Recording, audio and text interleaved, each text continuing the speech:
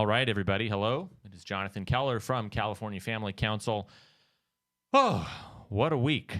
What a week indeed. I have, John, an election feed. You and your wife are on it, along with a bunch of other friends. And we originally called it Election Day, and then we changed it to Election Week. And then I think the new title is Election Month. Yeah. So we will see what happens, but it may end up becoming election year because a lot of people don't know this, but we are used to getting the results from elections like snap. Hey, we're going to know all the updates. Next day, yeah.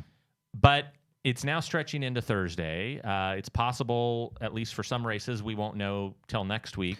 Until they get all the appropriate votes for the appropriate person. Yeah, you stop counting when you get the result you want. Yeah. But seriously, though, John, a lot of people don't realize this. The state of California, for example, we do not even have to formally certify our votes until I think it's December 7th or 8th. We don't have a single race that's still outstanding right now, do we? I mean, well, I think there's still vote-by-mail ballots to count in some of these states, but like the notion that, I don't know, it just seems absurd that a first world country can't flip and count votes on election night. Well, and here's the thing. I understand people are going to say, well, yeah, but California, we're the biggest state in the nation. We have 40 million people.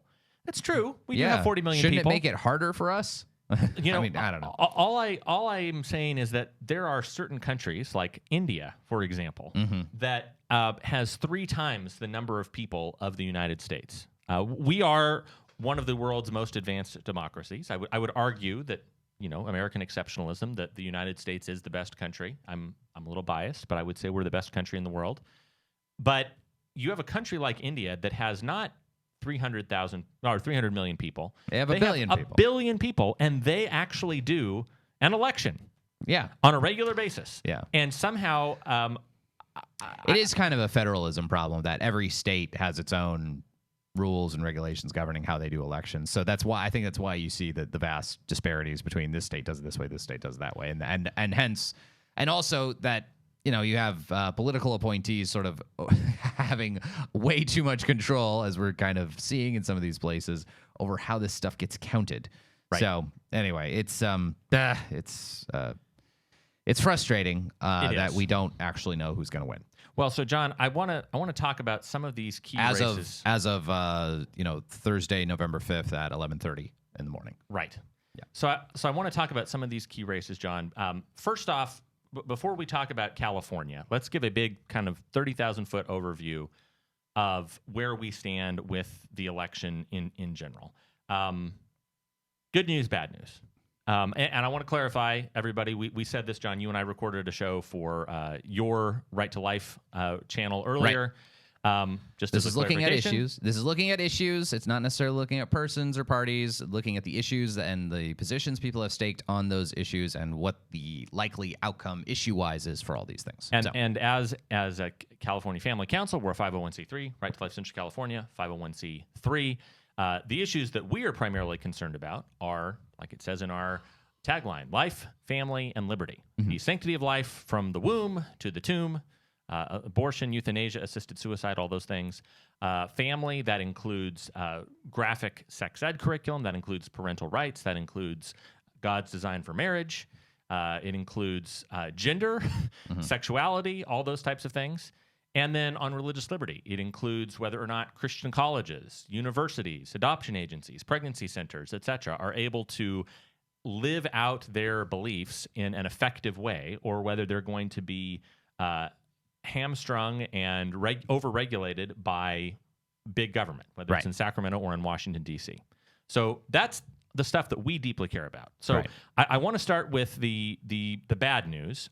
John, it is likely, based on what we're seeing right now, there is still a very narrow path, to quote Galadriel from the Fellowship of the Ring. It stands on the edge of a knife. Stands on the edge of a knife. Yes. But deviate but a little, and it will fall. Yeah. So it looks highly likely. Looks like I'd rather be in Joe Biden's shoes than Donald Trump's. Put it that way. There is basically Donald Trump can still win the election, but he basically has to run the table. He has to win Pennsylvania, which he is currently ahead by, but Joe Biden is closing fast because a lot of the uncounted ballots are from very urban districts that have a Democrat heavy districts. high percentage of Democrat voters. Then also in Georgia, Donald Trump is ahead in Georgia, but very narrowly. Very narrow, and a lot of the ballots that are still to count are from, again, Democrat areas. Funny how that keeps working. Yeah. How is it that the Democrat areas are the ones that are always the slowest to be counted? Surprise, surprise. It's almost like they gotta figure out how much of a gap they need to make up, and then they seem to find the exact number of votes to do it. Well, isn't that interesting? It is. It's almost unpredictable. Oh, well, yeah. It's almost like in 2016 they didn't anticipate that would happen, so they weren't prepared. But maybe they've had 4 years to sort of prep for this. As I saw on one of my new favorite memes, this is a joke, folks. Don't take it too seriously. But it's kind of not a joke. Jed Clampett from the Beverly Hillbillies says, "The same folks that's counting them Rona cases ain't counting them mail-in ballots, is they?" Exactly. That's I just find it all a little convenient. Let's just put it that way. Yes. It's all quite convenient. Very, very convenient. So, Anyway. So I think, John, that Donald Trump has to hold on to Georgia. He has to hold on to Pennsylvania. There's an extremely slim chance. I know that the Trump campaign has talked about pushing back in both Wisconsin and Michigan.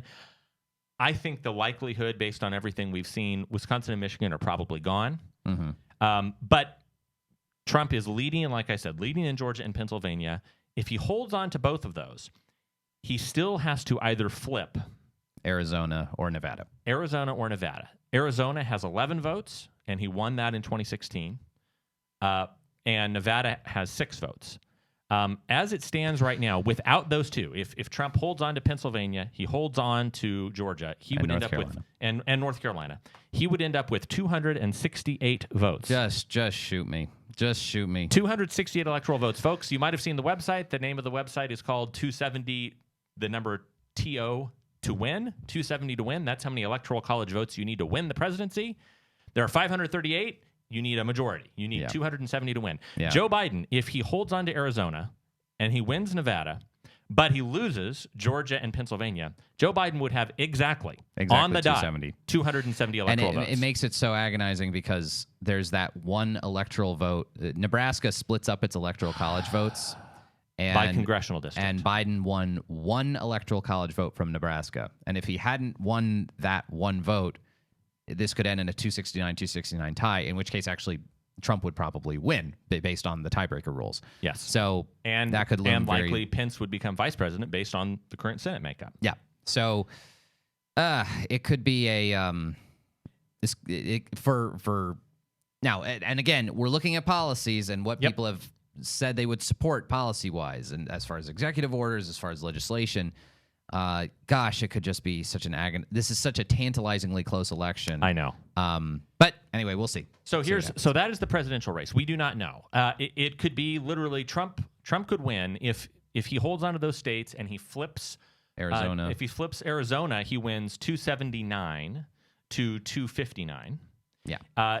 If he flips Nevada, he wins 278 to 274 to 254, I think. Whatever. Regardless, it's super duper close. It's very, very close on all those cases. But we will know more about that probably in the next couple days. Yeah. It's very close. So, John, that's the bad news from a policy perspective, because as we said on your show, and folks, if you do not subscribe to the Right to Life Central California YouTube channel or the Facebook feed, you should go and subscribe. You should get the video, because we did a long dive on a lot of those results and what that means. But the long story short is that there is a lot of policy that even if Joe Biden is not able to pass a single piece of legislation, if he is completely deadlocked and stymied, which he probably will be. There is as we will detail. There's a ton of executive authority vested in the office of the presidency that Joe Biden could make things very bad for the pro-life position. Right. I mean, among the things that Biden could do, he could, again, abolish the Mexico City policy. This is the policy that says that federal money may not go to foreign NGOs that promote abortion as a method of birth control. The Biden administration would likely follow the example of the Obama administration and the Clinton administration and restore that federal funding, a lot of which goes to Planned Parenthood International. The Biden administration is likely going to renew the lawsuit against the Little Sisters of the Poor and other pro-life groups that don't want to provide contraception and or abortifacient contraception for people in their employer-based health plans. The Biden administration has pledged that he would renew that lawsuit after the Little Sisters got a brief reprieve from the Supreme Court back in June. He's pledged that they're going to renew that lawsuit. So it's there's Planned Parenthood is likely to get their Title X funding back, which is about $60 million a year that the Trump administration successfully cut off. So there's a lot of bad executive stuff that the Trump administration, that a Biden administration could do if Biden pulls this out. He could provide money for fetal tissue research, some of which was going on at UC San Francisco. The Trump administration cut that funding off just about a year or two ago. So it's bad. Certainly, what the executive can do is bad, and the way the Supreme Court has basically incentivized the executive official in the executive to issue, executive orders of dubious legality and then have them get gummed up in the courts. I mean, we're still living under a bunch of Obama executive orders on the immigration front that Trump tried to reverse and that the Supreme Court wouldn't let him because they said he didn't, cross his T's or dot his I's appropriately.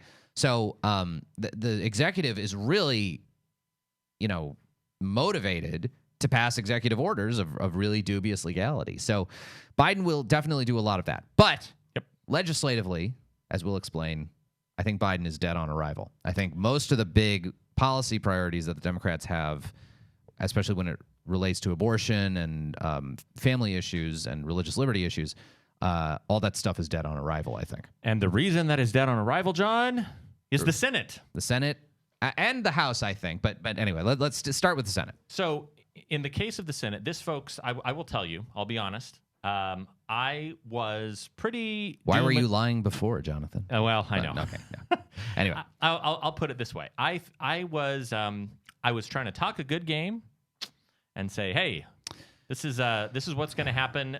We still have chances. See, Jonathan, you listen to these mainstream sources too much. I feel like after 2016, you should have had a bit more skepticism. But anyway. You're probably right. And there was a great podcast yesterday. One of the favorite podcasts that I listen to is the Commentary Magazine podcast. John Podhoretz, who is now they're conservative. They're not mainstream. This is not Pod Save America. This is not 538. Good. Nate, they call him Nate Silver because all of his predictions come in second place. I saw that too. Anyway, I saw one of my favorite things, John, in response to that, because there are all these Nates. There's Nate Silver at 538. There's Nate Cohn, who's the election analyst for the New York Times. The idea that there are two people named Nate who make bad election predictions is on Twitter. Outrageous. On Twitter, to paraphrase Trump, I saw someone say, "We need a complete and total ban on Nates until we can find out what is going on." What the heck is going on? Yeah, exactly. But anyway, I was listening to the Commentary Magazine podcast, and John Podhoretz made this great point about polling, and he said, "Look, it's not. I don't feel dumb because I thought that Biden was going to win in a landslide. That's not why I feel dumb, because a lot of people thought that. Mm-hmm. The thing I feel dumb by is that every single bit of data that we have been fed, John, over the last 4 years, not just the polling in the last 6 months of this election, mm-hmm. but everything we know about public opinion surveys." Yeah. Forget specifically Trump and Biden. Forget even specifically Lindsey Graham and Jamie Harrison in South Carolina and, Joni Ernst and Teresa Greenfield. Yeah. I mean, forget all those races. How in the world, John Podhoretz makes this point, how in the world is the American public, how in the world are policymakers, are people who work for nonprofit public policy organizations, how are we supposed to trust anything that the media says on any issue after this? Yeah. How am I supposed to believe that 55% of the population wants Roe v. Wade to stay in place, which is a poll that just came out? Yeah, I mean, if they can't even get right, who's going to win Ohio? Yep. Like, they're wrong. They were dead wrong. They were wrong by a lot. And they were wrong in the exact same ways that they were wrong in 2016. Yes. Like, Biden's going to win Ohio comfortably by 3%. Trump wins it walking away. Oh, Biden's going to win Florida by 2%. Trump wins it walking away. Joni Ernst is definitely going to lose her Senate seat. Joni Ernst wins her Senate seat very comfortably. All of the polls were wrong in all of the exact same ways that they were wrong in 2016 and all in the same ideological direction. It's almost like you can't make it up, John. It's almost like it was like it was deliberate or almost like it was the intentional. result of, a deep-seated bias that, or maybe you're trying to influence the outcome of things by, the polls that you're sending out. So anyway. And it's possible that whether this was a massive government or not a massive government, a massive media psyop, the idea that they were trying to demoralize Republicans, conservatives, pro-lifers, they were trying to buck up and support. I will tell you that certainly helped in certain cases. I do not think that the South Carolina Senate candidate, Jamie Harrison, would have raised $57 million in the final quarter of the year if the polls did not show him being within striking distance. Yeah, neck and neck with Lindsey Graham. And then Lindsey Graham wins 13 percentage points. Yeah, it was a total walkover. So I think, John, the important thing for us to look at, the Senate at this point, as it stands right now, we're waiting on final numbers. In North Carolina, that Senate seat looks like it is going to go to Tom Tillis, that he will be reelected. They're the Republican there. Susan Collins has been declared the winner in Maine. Joni Ernst has been declared the winner in Iowa. There's the only two races that we're really looking at closely. I'll say three. The Georgia races. The two Georgia races. Which have to go to a runoff, it looks like. At least one of them, possibly both of them, will go to a runoff. If both of them go to a runoff and they both lose, the Republicans lose and the Democrats win in that case. The pro-life candidate loses, the pro-choice candidate wins. Then it would be a 50-50 Senate split. With Kamala Harris breaking the tiebreaker. But right. I don't think that's going to happen. I think that they will win at least one of them, if not both of them. I'd bet two, but we'll see. The other one that is still a wild card, John, and I am kind of praying about this. There's this phenomenal pro-life Senate candidate, a young African-American man. Yeah, John James from Michigan. Oh, yeah. Oh, my gosh. He almost won in 2018 running against this old lady, Debbie Stabenow. He's running against this old white guy named Gary Peters this year. He would, as Jim Gerardi said, John James would probably be a senator already in 30 other states. Right. But because of Michigan, he has come so close. Right. So we'll see what happens. There's a tiny chance that if that goes to a recount based on he may only lose by 5,000 votes is what I saw. Well, that they'll need to recount that. Yes. Yeah. So there's a small chance, but John, let's say the worst case scenario, the very worst case scenario. If it is a 50-50 split, worst case, that means that they cannot abolish the filibuster on a 50-50 split. Right. Because you need 51 votes to change Senate rules to abolish the filibuster. Right. And that's assuming every Democrat's going to vote for it. Yep. I don't think Dianne Feinstein said she wouldn't vote for it. I don't think Joe Manchin I don't think would vote for it. I bet they're not the only two Democrats who feel that way. Yes. So if they're not going to abolish the filibuster, that takes a lot of stuff off the table that they've been rattling their sabers to do. The Equality Act is off the table to take away funding for any Christian colleges or universities that maintain traditional Christian beliefs about marriage and express that through married student housing policies, ethical standards for conduct among students as it relates to the same-sex sexual activity, etc. The equality, allowing you to sue guys like Jack Phillips, the Equality Act is off the table because that's not going to pass without abolishing the filibuster. A national abortion law to codify Roe v. Wade, that's out the table. You can't pass that without abolishing the filibuster first. There's no way Democrats are going to want to vote on that. You can't pack the Supreme Court unless you abolish the filibuster. And you can't make, as a political thing, you can't make D.C. and Puerto Rico states without abolishing the filibuster. And the only reason the Democrats want to make D.C. and Puerto Rico into states would be to give themselves, 4 shiny new Democrat senators. So all of that is now almost assuredly off the table. Yeah. And I think it's off the table not just for that reason. I think it's off the table because of the House results, and maybe that's the next thing to dig into. So, John, this is a huge thing. A lot of things I saw people talking about were that the House of Representatives which was already overwhelmingly Democratic. Right. In fact, I'm gonna Google it here while we're looking. The 2019 House. They essentially already, Nancy Pelosi had a pretty significant lead in the House of Representatives. Let me look here. I'm checking right now as of today. 435 seats in the House, 232 were Democratic, 197 were Republican, 1 was Libertarian, and 5 were vacant as of right now. So this means to control the House of Representatives, you need 218 votes. Mm-hmm. So Nancy Pelosi had a 14-seat majority there over what she needed, but in terms of the number of seats she had more than the Republicans, that was 35 more seats than the Republicans. Right. A pretty healthy majority over them. Well, they were talking about, John, I saw numbers that said, oh my gosh, the Trump administration, and they just turned off everybody. Against Republicans, yeah. We could see Democrats expand their House majority to not 232 seats, but to 250 seats in the House. And Republicans, they're going to be dropping back even further. Instead of 197 seats, you could see only 180 seats, this weak, ineffectual minority party. Right. So instead, we're seeing that right now it looks like the Republicans are going to be plus 10. Yeah.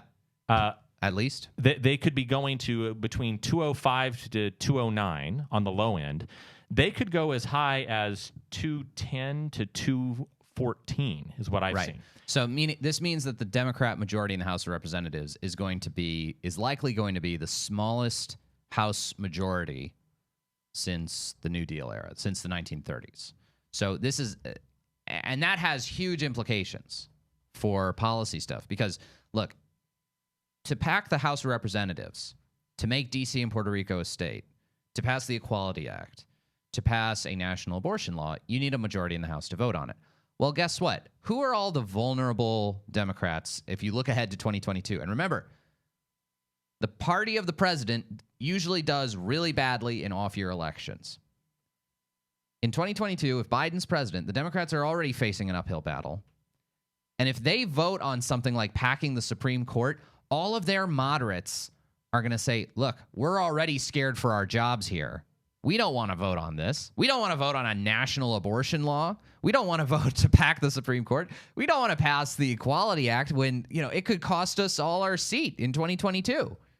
So not only is a Senate majority going to stop a lot of bad stuff from happening, the Republicans maintaining the Senate majority, but also perhaps even more critically, this very narrow House majority that the Democrats have, are going to have, they're not going to want to pass anything too ambitious, and maybe they just physically won't be able to. And John, it also, I think, is going to create a huge challenge for Nancy Pelosi because I've heard a lot of people questioning whether Pelosi and Schumer hold on to their leadership positions. Well, so if you remember, Nancy Pelosi was the Speaker of the House, everybody. Just a little history lesson. Nancy Pelosi was the Speaker of the House. She took over in 2006, and then she was the Speaker of the House through the 2010 elections. Right. And then after that first midterm under President Obama, she lost her speakership. Then you had Republicans, John Boehner, then Paul Ryan, that were in charge of the speakership from 2011 through 2019. So for 8 years, Republicans had the speakership. Right. Nancy Pelosi won it back, and a lot of conservatives were shocked that Nancy Pelosi stayed as minority leader for all that time. Right. A lot of us said, wait, she led to one of the biggest losses. Yeah, in you're 2010. Still going to hold on to her? Like, what are you doing? Well, a lot of us were very surprised, and we were even more surprised when she was miraculously reelected as Speaker in 2019.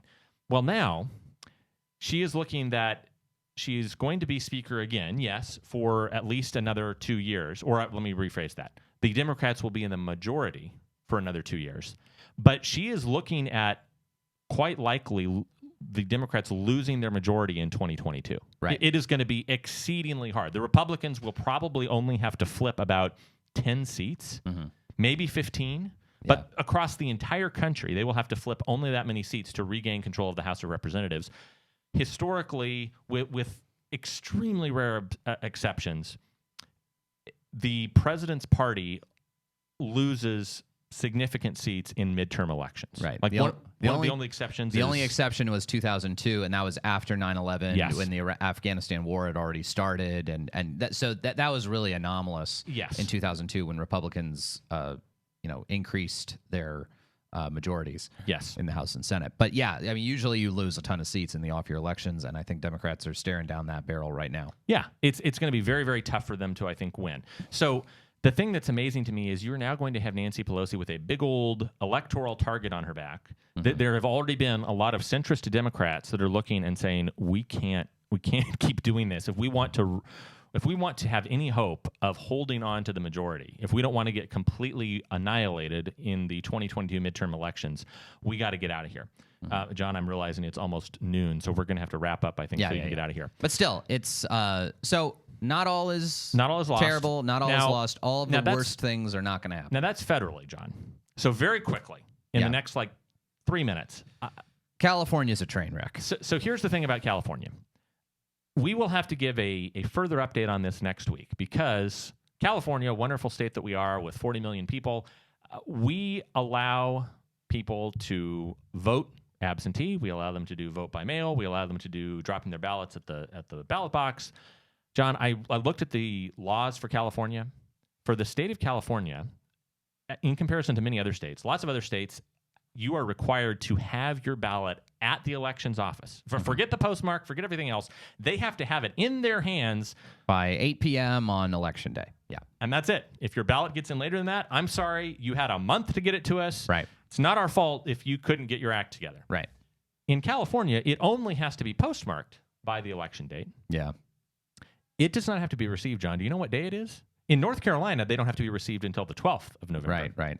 In California, your ballot does not have to be received by the state until November 20th. Well, sometimes when you're mailing something from where you live to 10 miles to 5 miles away at the county elections office, it takes a full 2 weeks to get there because you have to have a courier walk with it all the way, over. Not just 2 weeks, but 2 weeks, incling weekends. I mean, that is, folks, the election was on the third. It's absurd. It's absurd. It's 17 days. Yeah, so it allows Democrats to make sure that if their candidate doesn't have enough votes, that they can find enough votes to get it there. I mean, it's very straightforward. To paraphrase Animal Farm, some votes are more equal than others. Votes are more equal than others. Yeah. So especially votes from dead people. Yes. So, folks, we're going to have a lot more results on the California elections in the future. I will say this: the sad news is it looks like one of our best pro-life champions, John Morlock, down in Orange County,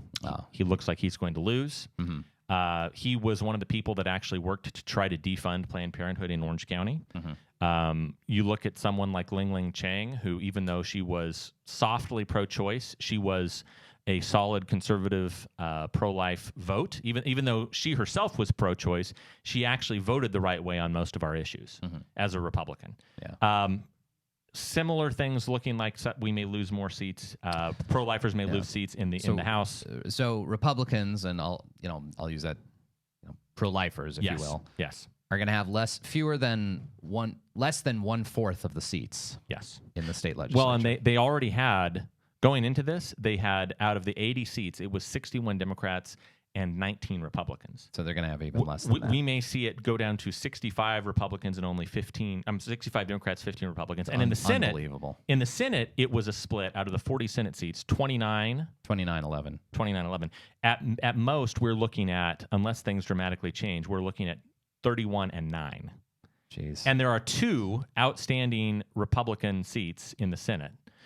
Scott Wilk in District 21 and Rosalie C. Ochoa Bowe, which is Mike Morrell's old seat. He was termed out. That seat, she is down by 612 votes. Oof, that's narrow. So you could see the Republicans in the Senate go from 11 to only 7. Oh my gosh! So 7 to 33. 7 to 33. It's unbelievable. And on top of all that, Proposition 14 looks like it's going to pass. That was the final thing I wanted you to say, John. We've talked about it on this show before, but John, just you went on a great rant to close your show. So to close this very quickly. I'll close this. Yeah. Proposition 14 is a bond, which people don't understand what a bond is. It's a loan to the government The government gets $5.5 billion, and then we, the taxpayers, have to pay back the loan with interest. And that loan, principal plus interest, is going to cost us about $7.8 billion to fund embryo-destructive stem cell research, which involves research using embryos, taking stem cells from them, destroying embryos, destroying unique human lives, all in the service of a form of research, stem cell research, embryo-destructive stem cell research, rather, that has, in California, we funded it to the tune of $3 billion since 2004, all to get absolutely zero FDA-approved cures or treatments. It's a dead-end avenue of research. Everyone knows it. Everyone knows there's more promise in adult stem cells and, frankly, in other avenues of research other than stem cell research. You can get embryonic stem cells or things that act like embryonic stem cells from adult stem cells. You can make adult stem cells act just like embryonic stem cells. You don't have to kill embryos to get those kinds of cells, but Proposition 14 continues to put the priority on stem cells from actual embryos, killing embryos, taking them from in vitro clinics or from, from human cloning, which adds a whole nother ethical dilemma. So this was a terrible ballot initiative. It narrowly squeaks by 51 point something to 48 point something %, in spite of the fact that the no side had no money to oppose it with. Even the San Francisco Chronicle thought it was a bad idea. Hardly some bastion of pro-life. Its editorial board is hardly, a bunch of pro-lifers. They had just done the reporting and found what a waste of money it was. So it's this state is in bad shape, man. Yes. When it comes to social conservatism, it's going to be very tough, John. I'll give you one silver lining to close. I'm going to stand up so everybody can see. Amy Barrett is on the Supreme Court, and there ain't nothing they can do to take her off, and they can't water it down by packing the court. So there you go. So, she's on that court for the next forever. So here's as we close. This is why I stand up and I show off my Amy Coney Barrett notorious ACB shirt. The reason for that is, John, despite the horrible stuff that the state of California will continue to try to do, one of the most egregious things I think they've done in the last 5 years was that awful 2018 law, AB 775, to try to force pregnancy care centers to advertise for abortion clinics. Yes. Yep. That decision was overturned by a 5-4 majority in 2018. Mm-hmm. Since then, we have had the upgrades of Brett Kavanaugh replacing Anthony Kennedy, and most importantly, Amy Coney Barrett replacing Ruth Bader Ginsburg. Yeah. So that kind of decision, if that's how the Supreme Court is deciding it, then we have even more protection now. Yes. So that's good news. That will be a bulwark against the worst excesses of the radical pro-abortion left. So with that, John, I know you got to go. All right. Thank you, everybody. We will be back with lots more updates next week. Go to our website, californiafamily.org. Go to their channel, Right to Life Central California, to get more election updates. We'll talk to you soon. God bless. Bye.